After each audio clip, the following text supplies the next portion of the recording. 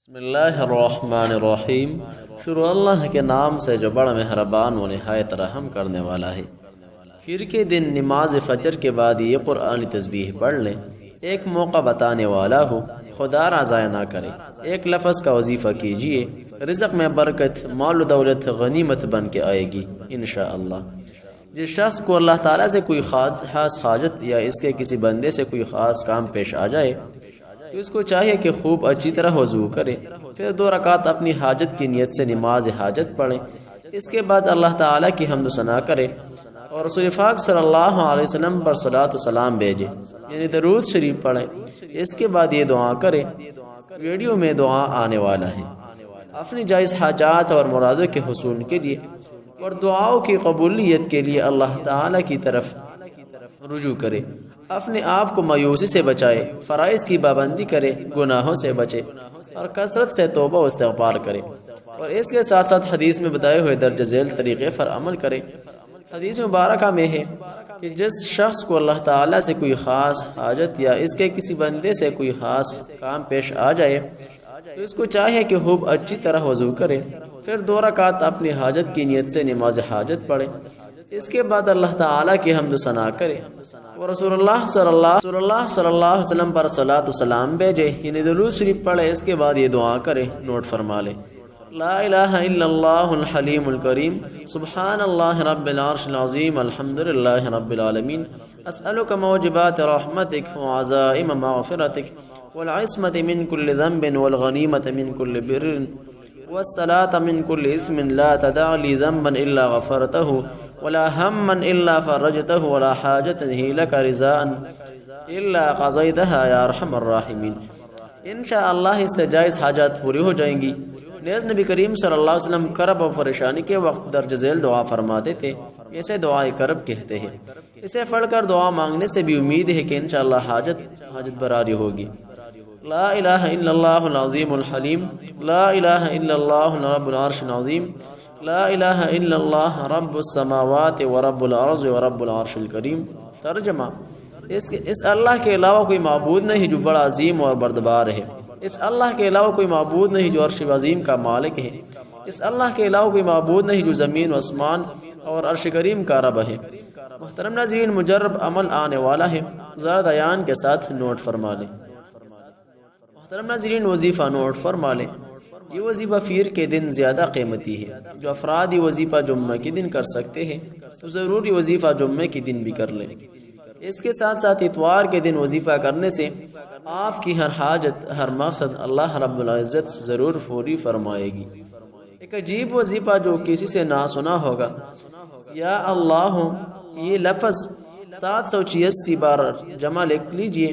اسے دکان یا مکان میں رکھنے سے رزق بڑھتا اور مال و دولت میں برکت ہوتی ہے، ہر حاجت پوری ہو جائے گی انشاءاللہ۔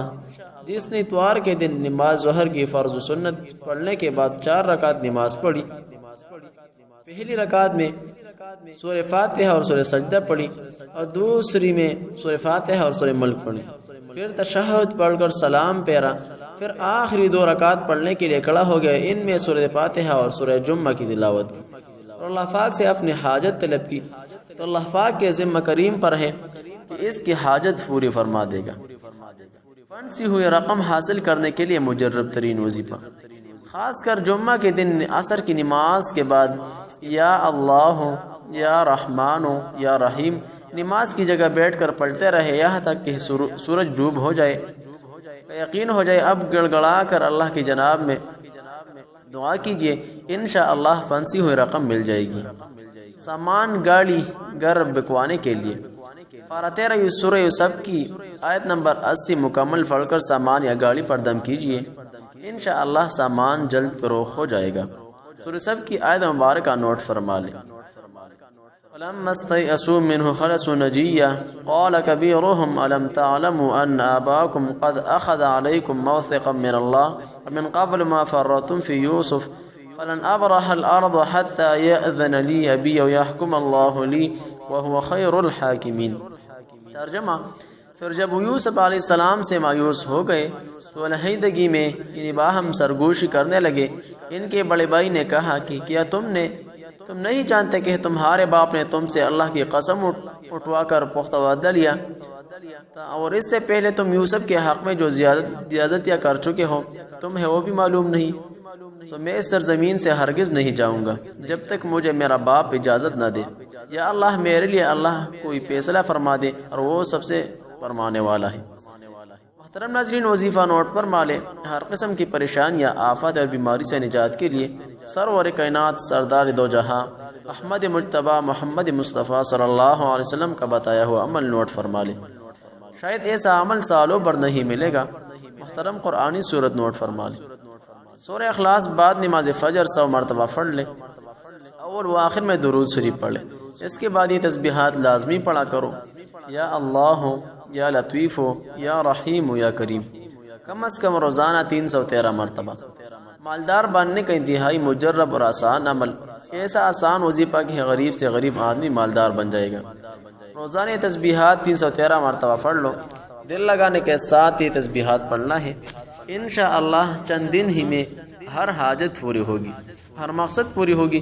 اسی طرح حضور صلی اللہ علیہ وسلم کا ارشاد ہے، ابو ہریرہ رضی اللہ عنہ سے روایت ہے کہ رسول اللہ صلی اللہ علیہ وآلہ وسلم نے فرمایا، میرا بندہ فرض ادا کرنے کے بعد نفل عبادت کر کے مجھ سے اتنے نزدیک ہو جاتا ہے کہ میں اس سے محبت کرنے لگ جاتا ہوں، پھر جب میں اس سے محبت کرنے لگ جاتا ہوں تو میں اس کا کان بن جاتا ہوں جس سے وہ سنتا ہے، اس کی آنکھ بن جاتا ہوں جس سے وہ دیکھتا ہے، اس کا ہاتھ بن جاتا ہوں جس سے وہ پکڑتا ہے، اس کا پاؤں بن جاتا ہوں جس سے وہ چلتا ہے۔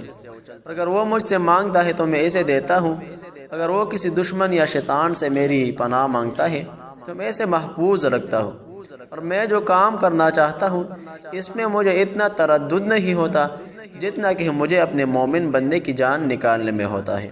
وہ تو موت کی بوجھ تکلیف جسمانی کے پسند نہیں کرتا اور مجھ کو بھی اسے تکلیف دینا برا لگتا ہے۔ الغرض فرض نمازوں کی پابندی کے ساتھ ساتھ نوافل پڑھنے کا اہتمام کیجیے۔ دونوں جہانوں کے تاجدار کا فرمان ہے کہ اللہ رب العزت ان کی مغفرت فرمائے گا، رزق میں برکت عطا فرمائے گا، دولت کا حصول نصیب ہوگی اور آخرت کے لیے بھی راحت کا ذریعہ ہے۔ محترم ناظرین، بہن بھائیو، نماز فجر کے سنتیں ادا کرنے کے بعد یہ تسبیح ضرور پڑھا کرو، دولت غیب سے ملنا شروع ہو جائے گا، اس کے ساتھ ساتھ ہر دعا قبول ہوں گی، ہر حاجت کے لیے جب بھی تسبیحات پڑھیں گے وہ حاجت پوری ہوگی انشاءاللہ۔ یقین کے ساتھ یہ وظیفہ پیر کے دن نماز فجر کے بعد ضرور کر لیں، رزق میں برکت و کشادگی اور کاروبار میں نوکری وغیرہ کی برکت کے لیے رب تعالیٰ سے زیادہ دعا مانگ لیں، انشاءاللہ چند دن بعد نتائج شروع ہوں گے، دنیاوی ہر چیز آپ کے حق میں ہوگا۔ محترم ناظرین، اسی طرح کے اسلامک وظائف کے لیے چینل ضرور سبسکرائب کریں، ویڈیو لائک کیجیے، ثواب کے خاطر آگے شیئر کیجیے تاکہ دوسرے بہن بھائیوں کے لیے مفید ہونے کا ذریعہ بنے۔ جزاکم اللہ خیرا کثیرا۔ السلام علیکم ورحمۃ اللہ وبرکاتہ۔